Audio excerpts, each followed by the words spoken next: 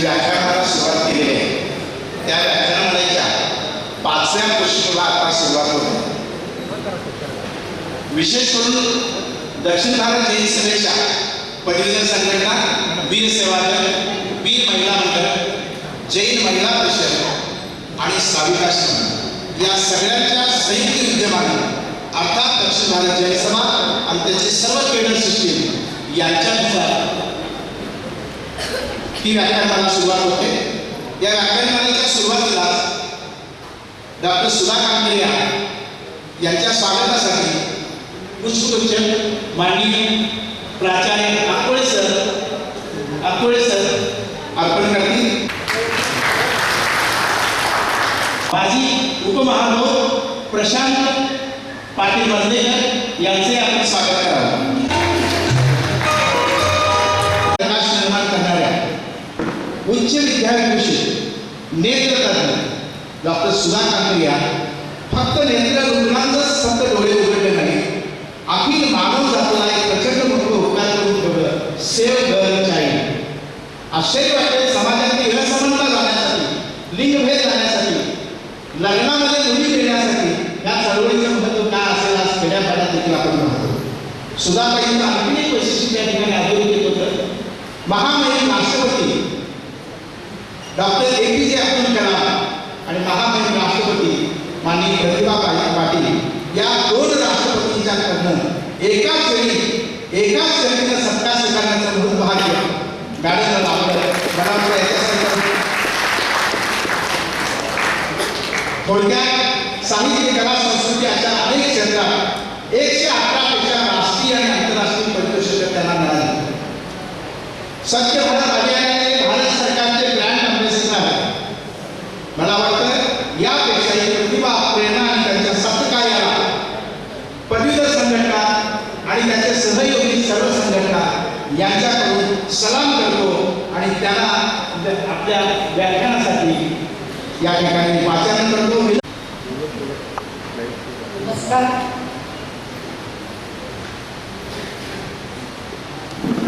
दक्षिण भारत जैन सभा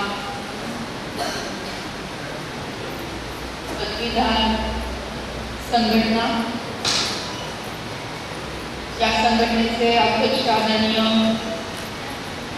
डॉक्टर चौधरी साहेब, आजच्या कार्यक्रमाचे अध्यक्ष माननीय उपमहापौर प्रशांतभाई, सन्माननीय व्यासपीठ आणि माझ्या बंधू आणि भगिनी, आज आपण चांगल्या अशा कार्यक्रमाच्या निमित्ताने एकत्र जमलेलो आहोत. आदरणीय अधिकारी साहेब, आदरणीय जैन साहेब, आदरणीय सर्व मान्यवर आज माझ्यासमोर उपस्थित आहेत. त्यांच्या कार्याला मी मानवंदना देते, वंदन करते, नमन करते, नमस्कार करते. आपण सर्वही पदवीधर संघटनेचे सभासद आहात, उच्च शिक्षित आहात, कर्तृत्वाने माझ्यापेक्षा उंच आहात. आपल्याही कार्याला मी नमन करते, नमस्कार करते, प्रणाम करते. आज स्त्री जन्माचे स्वागत करा या विषयावर आपण थोडंसं विचारमंथन करणार आहोत. थोड्या वेळामध्ये विचारमंथन करणार आहोत. तर स्त्री जन्माचे स्वागत करा अशी म्हणण्याची वेळच का यावी, हा एक आत्मपरीक्षणाचा भाग झाला. आपण असं कधी म्हटलं नाही की पुरुष जन्माचे स्वागत करा, कारण वाढत्या स्त्री भ्रूण हत्या आणि त्यामुळे निर्माण झालेली विषमता, त्यामुळे समाजाची अस्तव्यस्त झालेली घडी आणि त्यामुळे स्त्रियांवरील वाढलेले विविध प्रकारचे अत्याचार आज आपण पाहतोय की मीडियाच्या विविध भागातून सातत्याने आपल्याला ज्या बातम्या ऐकाव्या लागतात, पाहाव्या लागतात, किंवा आपल्या समाजामध्ये आजूबाजूला वावरत असताना अनेक प्रकारच्या ज्या घटना घडताना आपल्याला दिसतात, त्यामध्ये सगळा अनाचार, दुराचार, व्यभिचार, बलात्कार या त्या प्रकारच्या वाईट आणि निगेटिव्ह बाबी घडलेल्या आपल्याला दिसतात. आणि या सगळ्याचं मूळ कारण जर काही असेल तर ते आहे स्त्री भ्रूण हत्या. तर ही स्त्री भ्रूण हत्या जी आहे, हा प्रश्न जो आहे हा केवळ समाजाशी निगडीत आहे का, केवळ स्त्रीशी निगडीत आहे का, तर हा केवळ स्त्रीशी निगडीत असणारा प्रश्न नाही, तर हा प्रश्न एकंदरीत संपूर्ण देशाचा आणि संपूर्ण समाजाचा निगडीत असणारा प्रश्न आहे. समाजामध्ये स्त्री आणि पुरुष दोन घटक वावरत असतात, नांदत असतात, आणि समाजाचा एखादा भाग जर कमजोर झाला तर तो समाज हा अस्वस्थ होतो आणि त्याचे परिणाम त्या समाजाच्या प्रत्येक घटकापर्यंत पडत असतात आणि त्याचा अनुभव आपण आता घेत आहोत. मग हा प्रश्न केवळ स्त्रियांशी निगडीत असला तरी हा प्रश्न हा केवळ स्त्रियांचा प्रश्न नाहीये, हा प्रश्न एकूण समाजाचा प्रश्न आहे. याला जर आपण लढाई म्हणतो तर ही लढाई केवळ स्त्रियांची लढाई नाहीये किंवा स्त्री विरुद्ध पुरुषांची लढाई नाहीये किंवा पुरुष विरुद्ध स्त्रियांची लढाई नाहीये, तर ही लढाई विकृती विरुद्ध संस्कृतीची लढाई आहे. ही लढाई विकृती विरुद्ध संस्कृतीची लढाई आहे आणि या लढाईमध्ये समाजाच्या प्रत्येक घटकाचा सहभाग हा आवश्यक आहे. मग सगळ्या स्त्रियांचा, सगळ्या पुरुषांचा, सगळ्या समाज जीविकांचा, सगळ्या वयोगटातील मनुष्याचा, सगळ्या क्षेत्रात कार्यरत असलेल्या सर्व माणसांचा, मग त्याच्यामध्ये समाजकारण आलं, शैक्षणिक संस्था आल्या, राजकारण आलं आणि सगळंच आलं. तर मग ही लढाई आपल्याला जिंकायची आहे. विकृती विरुद्ध संस्कृतीची लढाई आहे. संस्कृतीचं पाळणं आपल्याला ताकदवान करायचं आहे, जड करायचं आहे, वाढवायचं आहे. आणि त्यासाठी स्त्री आणि पुरुष दोघांचाही सहभाग हा अत्यंत महत्त्वाचा असा सहभाग आहे. अध्यात्मशास्त्र असं सांगतं की माणूस म्हणजे कोण? माणसामध्ये चैतन्य शक्ती असते आणि ही चैतन्य शक्ती शरीराला कार्यरत ठरवत असते. माणसामध्ये एक प्राण ऊर्जा असते आणि शरीर हे वस्त्राप्रमाणे काम करत असतं आणि त्यामध्ये असणारी चैतन्य शक्ती, प्राण ऊर्जा, लाईफ एनर्जी, कॉन्शियसनेस हे कार्य करण्यासाठी त्याला मदत करत असतं. तर शरीर जर आपण वस्त्र म्हटलं तर कधी ते स्त्रियांचं असेल, कधी पुरुषांचं असेल, तर याच्यामध्ये अध्यात्माने भेदभाव केलेला नाही, याच्यामध्ये घटनेने कुठे भेदभाव केलेला नाही, याच्यामध्ये विज्ञानाने असा भेदभाव केलेला नाही, पण काही वेगळ्या वळणाच्या वृत्तीने, विकृतीने, वाईट विचाराने या स्त्री पुरुष असमानतेला खतपाणी घातलेलं आहे. खरं म्हणजे निसर्गाने या जगाच्या पाठीवर दोन शक्ती निर्माण केलेली आहे. एक शक्ती ही स्त्रियांची शक्ती असेल तर दुसरी शक्ती ही पुरुषांची शक्ती आहे. आणि वेगवेगळी अशी शक्तीस्थळं निसर्गाने दोघांनाही बहाल केलेली आहे. स्त्रीकडे काय आहे तर मातृशक्तीचा आविष्कार आहे, निर्माण करण्याची क्षमता आहे. पुरुषांमध्ये काय आहे तर पराक्रम आहे, पुरुषार्थ आहे, धाडस आहे. आणि हे दोन्ही सद्गुण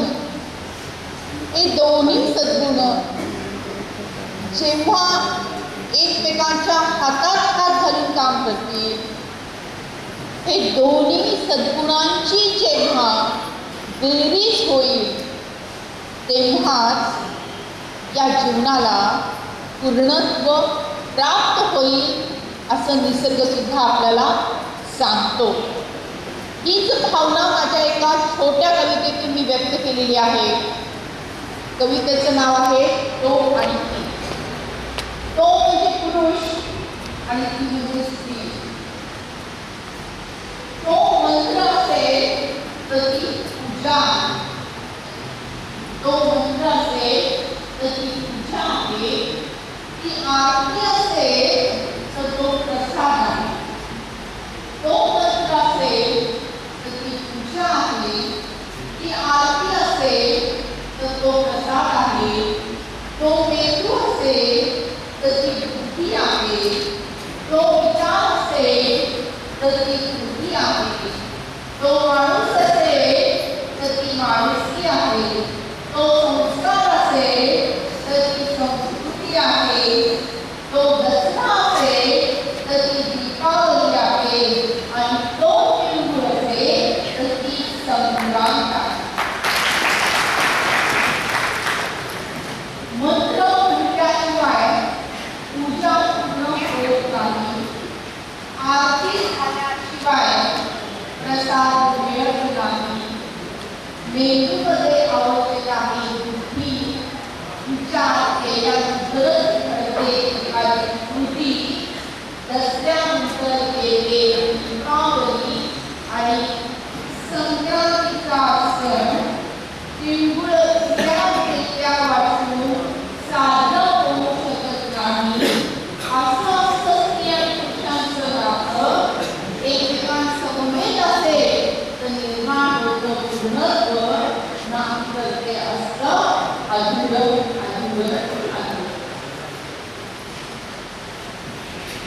एक अधिक एक केला तर किती होतात? हो. पण एकाच्या बाजूला एक धरायला होता 11.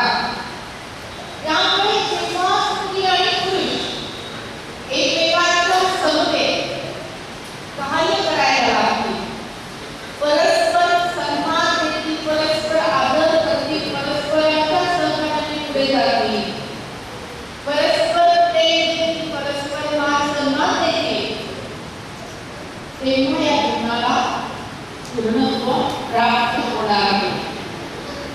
साने गुरुजींनी म्हटलं होतं की हातात हात घालून हृदयास हृदय जोडून, हातात हात घालून हृदयास हृदय जोडून या कार्य कराया लागो. बलसागर धारित हो, विश्वात शोभने राहो. अशाच प्रकारचं कार्य आपल्याला करायचं आहे. स्त्री गुणहत्येचा, विकृतीचा जो स्टॅम्प, ठसा जो आपल्या समाज मनावर उमटलेला आहे तो आपल्याला मिटवायचा आहे.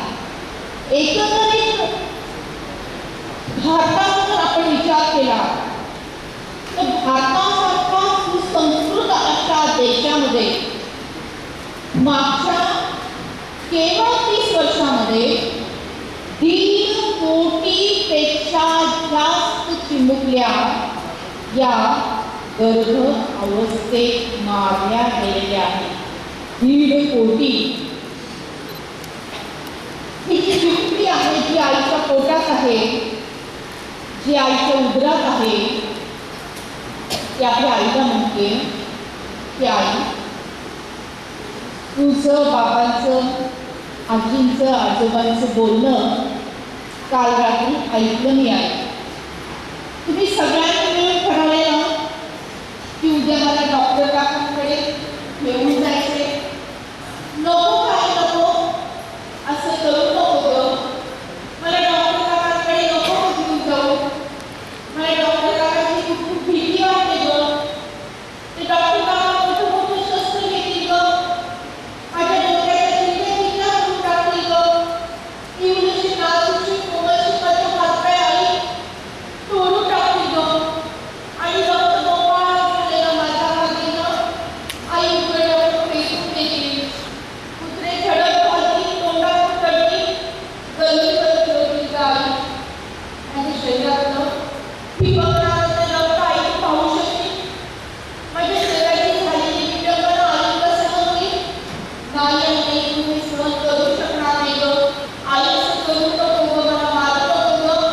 मी कसलाही त्रास तुला देणार नाही ग. कुठलाही हट्ट मी करणार नाही ग. मला लाडू नको, पेढे नको, करंजी नको, पुरणपोळी नको, काही गोड देऊ नकोस ग.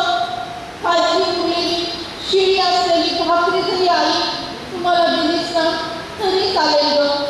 2-3 दिवस आई मी ती पुरून खाईल ग. नको आई नको, नवीन कपडे नको तुम्हाला. काहीचे जुने कपडे सुद्धा चालतील ग. पण आई मला जन्म घेऊ दे. मला तुझ्या मांडीवर खेळायचे, माझी आजोबांची गोष्टी ऐकायची, तुझं बोट पकडायचे, बाबांचं बोट पकडायचे, शाळेमध्ये जायचे, खूप शिकायचे का आई मला. आई तुला असं वाटत नाही का ग की सावित्रीबाई फुलेंचा अंश माझ्यामध्ये असेल. आई तुला असं वाटत नाही का ग की मातृशक्तीचा आविष्कार सांगणाऱ्या जिजाऊ माता माझ्या रूपाने येतील. आई तुला असं वाटत नाही का ग की झाशी घराण्याची क्रांती करण्याची उमेद माझ्यामध्ये असेल. आई मला हे सगळं करायचे ग. पण कधी तुम्हाला जन्म दिला तरच ना. वेळ नाही गेली अजून हाक देते मी. वेळ नाही गेली अजून हाक देते मी तुला. पुढू नको कळी आई, पुढू नको कळी आई. देश घडवायचा आहे मला, देश घडवायचा. नेमकं आपण काय केलं पाहिजे. म्हणूनच म्हणते आता तरी विचार करा. वंशाचा दिवा खरा कोण तुम्ही ओळखा. पंथीनेच पुन्हा दिवा प्रज्वलित होतो. पंथीनेच पुन्हा दिवा प्रज्वलित होतो. स्त्री असो वा पुरुष, जन्म तर स्त्रीच्याच पोटी घ्यावा लागतो. जन्म तर स्त्रीच्याच पोटी घ्यावा लागतो. आईची महती कशाला हवी सांगायला. आईची महती कशाला हवी सांगायला. चला सज्ज होऊया स्त्री भ्रूण हत्या थांबवायला. चला सज्ज होऊया स्त्री जन्माचे स्वागत करायला. मुलगा म्हणजे वंशाचा दिवा आणि मुलगी म्हणजे पराया धन मानलं जातं. हे विधान आपल्याला बदलायचं आहे. मुलगा म्हणजे वंशाचा दिवा आणि मुलगी म्हणजे वंशाची पणती. मुलगा वंशाचा दिवा असेल तर मुलगी वंशाची पणती आहे. आणि दोन्ही घरांना उजळून टाकण्याचं पवित्र कार्य ती करते. हा सुविचार आपल्याला समाजामध्ये बिंबवायचा आहे. तो कृतिकाराने काय केला पाहिजे नाही की सर्वात आधी आपण ठरवलं पाहिजे की माझ्या कुटुंबामध्ये एकही स्त्री भ्रूण हत्या होणार नाही याची खबरदारी आणि जबाबदारी आपण घेतली पाहिजे. एक समाज म्हणून, एक सोसायटी म्हणून, एक ग्रामपंचायत म्हणून एक NGO म्हणून आपल्या संघटनेमध्ये संस्थेमध्ये ठराव केला पाहिजे की आमच्या सभासदांच्या कुटुंबियांमध्ये एकीकडून हत्या होणार नाही आणि प्रत्येक चिमुकलीचं आम्ही कन्या जन्म आनंद सोहळ्याने स्वागत करू. त्याला ठराव असं म्हटलं जातं. नेक्स्ट, हे अनेक प्रकारचे ठराव जे घेतले जातात त्याची काही उदाहरणचित्र आपण पाहतोय. नेक्स्ट, हे ग्रामसभेचे ठराव आहे, हे पतसंस्थेचे ठराव आहेत. नेक्स्ट, हे मुलीच्या नावाने FD केली जाते, गावोगावी ते चित्र आहे. नेक्स्ट, वीट गुणोत्तर आपापल्या गावचा आपल्याला माहिती पाहिजे, तो माहिती करून घेतला पाहिजे. ग्रामपंचायतीमध्ये जिल्हा परिषदेमध्ये असे बोर्ड लावले पाहिजे. अशा सूचना जेव्हा 2002च्या सुमारास मी दिल्या, त्यानंतर सगळ्या ग्रामपंचायतीमध्ये, सगळ्या नाही पण अनेक ग्रामपंचायतीमध्ये अशा प्रकारचे बोर्ड लावले गेले. नेक्स्ट, 1 रुपयाची चादू योजना म्हणजे मुलीचा जन्म झाल्यानंतर गावातल्या संस्थेतल्या प्रत्येकाने 1 रुपयाचे कॉन्ट्रीब्युशन करायचं आहे आणि मिळून जी रक्कम मिळेल, मिळून जी रक्कम तयार होईल त्यातून कन्या जन्म आनंद सोहळा साजरा करायचा आहे. याला 1 रुपयाची जादू योजना असं म्हटलं जातं. काल आणि आज मिळून अशा प्रकारचे 5 संस्थेने, 2 ग्रामपंचायतीने अशा प्रकारचे ठराव या काल आणि आजमध्ये घेतलेले आहेत. अवघ्या गावाला लागला मुलीचा गळा, पण 1 रुपयाची जादू योजना सुरू झाली आणि मुलीची संख्या वाढू लागली. हे चित्र 5 वर्षामध्ये पालटलं हे आपण दाखवून दिलेलं आहे. नेक्स्ट, फक्त मुली असलेल्या परिवाराचा सन्मान झाला पाहिजे, त्यांचा सन्मान होत नाही, त्यांना उपेक्षित ठेवलं जातं. तर ज्या कुटुंबामध्ये फक्त मुली आहेत यांचा सन्मान झाला पाहिजे, गौरव झाला पाहिजे. हा 4था कलम आहे. नेक्स्ट, 5वा कलम आहे मुलगीच आहे पण ती दोन्ही घरी उजेड देते. खरं म्हणजे मुलगा जन्माला येणं किंवा मुलगी जन्माला येणं हे सर्वस्वी पतीच्या गुणसूत्रावर अवलंबून असतं. पण गैरसमज, अज्ञान, अंधश्रद्धा यामुळे स्त्रीला जबाबदार ठरवलं जातं. तर हे सगळं बंद करण्यासाठी या वैज्ञानिक सुविचाराचा आपल्याला प्रचार आणि प्रसार करणं आवश्यक आहे. नेक्स्ट, मानसिकता बदलली पाहिजे. मी म्हटलं की मुलगा वंशाचा दिवा असेल तर मुलगी पराया धन आहे असं म्हटलं जातं, पण पराया धन हा शब्द आपल्याला काढून टाकायचा आणि त्या जागी मुलगी वंशाची पणती आहे आणि दोन्ही घरांना उजळून टाकते हा विचार आपल्याला दूरवर पोचवायचा आहे. नेक्स्ट, नकोशीला करूया हरीशी. अनेक वेळा मुलीचं नाव नकोशी ठेवलं जातं, नकोसा ठेवलं जातं, विश्रांत ठेवलं जातं, अंतिमा ठेवलं जातं, कडूबाई ठेवलं जातं, फसीबाई ठेवलं जातं, खट्टीबाई ठेवलं जातं. तर अशा प्रकारचं नामकरण करून तिला दुय्यम स्थान देणं, तिला उपेक्षित जीवन जगावं लागणं हे चुकीचं आहे. म्हणून अशा प्रकारची मुलगी जर आपल्याला आढळली तर तिचं नामकरण करणे, तिच्या पोषण आणि शिक्षणाला प्रोत्साहन देणे आणि स्वावलंबी जीवन जगण्यासाठी तिला प्रवृत्त करणे या 3 गोष्टीवर आपण काम करू शकतो. अशा 1000पेक्षा जास्त मुलींना आपण उभं केलेलं आहे. नेक्स्ट, सगळ्या युनिव्हर्सिटींना सोबत घेऊन ही चळवळ युवकांपर्यंत पोहोचून युवकांना, युवतींना त्याच्यामध्ये सहभागी करून घेतलेला आहे. नेक्स्ट, विवाह सोहळ्यामध्ये आपण 7 फेरे घेतो. पती आणि पत्नींनी एकमेकांना दिलेली जी वचनं असतात त्याच्यामध्ये अजून एक वचन आपण जोडायचं आहे की आपल्या कुटुंबामध्ये जर मुलीचा जन्म झाला तर तिचं स्वागत आम्ही प्रेमाने आणि आनंदाने करू. आणि यासाठी हा 8वा फेरा आहे. त्या 8व्या फेऱ्याचा मंत्र आहे लेका एवढीच लेखी भारी, लेका एवढीच लेखी भारी. हाच संदेश बरोबरी 8वा फेरा घेऊया, स्त्री जन्माचे स्वागत करूया. अशा प्रकारचे 15,500 पेक्षा जास्त जोडप्यांनी 8वा फेरा घेतलेला आहे. राजस्थानच्या आरोग्य मंत्रालयाने अशा सूचना जारी केलेल्या आहेत की राजस्थानमध्ये होणारे विवाह हे सगळे 8वा फेरा घेऊन व्हावे. हरियाणाच्या मुख्यमंत्र्यांनी त्यासाठी अनुदान जाहीर केलेलं आहे. महाराष्ट्रामध्येही याला पूर्ण चांगल्या प्रकारे प्रोत्साहन मिळालेलं आहे. म्हणजे आपण सुरू केलेलं आहे समाज परिवर्तनाची ही मोहीम, हा अभियान ही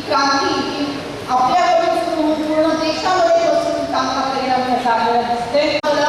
एसी ट्रॅकिंग म्हणजे गरोदर माता की ज्या मातेला आधी मुलगी आहे त्या मातेशी मैत्री करून त्यांच्या परिवाराशी मैत्री करून आता इथून पुढच्या काळामध्ये मुलगा आहे का मुलगी आहे हे तपासणी न करता मुलगी झाली तर आनंदाने तिचं स्वागत करण्याचं घरगुती वातावरण निर्माण करण्याचं काम आपण करू शकतो. त्याला एसी ट्रॅकिंग असं म्हटलं जातं. सामुदायिक डोहाळ जेवणाच्या उपक्रमातून सुद्धा आपल्याला या प्रबोधनाच्या गोष्टी करता येतात. सोनोग्राफी मशीनवर अशा प्रकारची तपासणी करणं हे कायद्याने बंदी आहे, पण कधी होताना दिसत आहे तर हे पाळलं पाहिजे. डॉक्टरांनी आत्मपरीक्षण केलं पाहिजे. त्याबरोबरच समाजाच्या घटकांनीही डॉक्टरांपर्यंत जाऊ नये किंवा आमची तपासणी करा आणि डॉक्टरांकडे जर असा पेशंट आला तर त्यांनीही त्यांना समजून सांगितलं पाहिजे की हे करणं चुकीचं आहे. ही दोघांनीही आपली आपली कर्तव्य पाळणं आवश्यक आहे आणि याचा कंट्रोल करण्यासाठी हा PCPNDT नावाचा कायदा आहे. सर्वांनी उजवा हात पुढे करायचा आहे.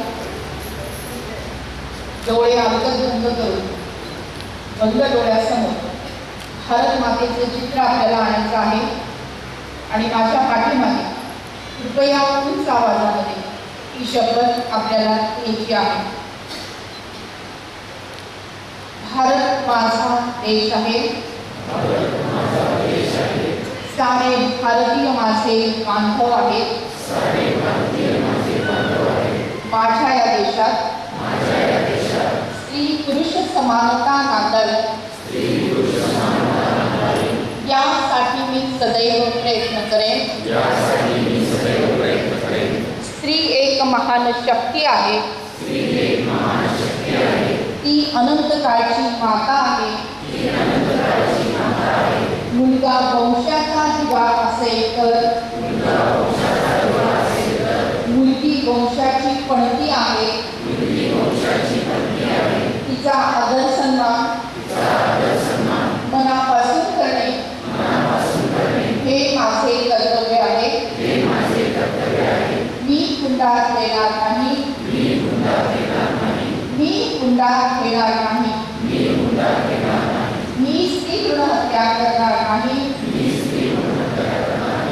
करू देणार नाही. मी स्त्री धर्माचे स्वागत करेन. त्याविषयी जनजागृती करेन अशी शपथ सर्वांच्या साक्षीने आम्ही घेत आहोत. आणि घ्यायचा आणि भारत मातेचा जयकार आज तुमचे करून तुमचा आवाज करायचा आहे. भारत माता की जय. भारत माता की जय. वंदे मातरम. धन्यवाद. थँक्यू. सर्वांना जय जिनेंद्र. आज दक्षिण भारत जैन सभेच्या पदवीधर संघटनेच्या वतीनं आयोजित केलेला हा कार्यक्रम, त्यासाठी आपल्याला लाभलेले डॉक्टर कांकरिया मॅडम यांचं प्रेझेंटेशन आणि भाषण आपण ऐकलं. सांगायला हरकत नाही की त्यांच्या कारकिर्दीमध्ये हजारो स्त्रियांचे किंवा मुलींचे जीव वाचवले असतील. त्यासाठी सर्वांनी परत टाळ्या वाजवून त्यांचं स्वागत करूया.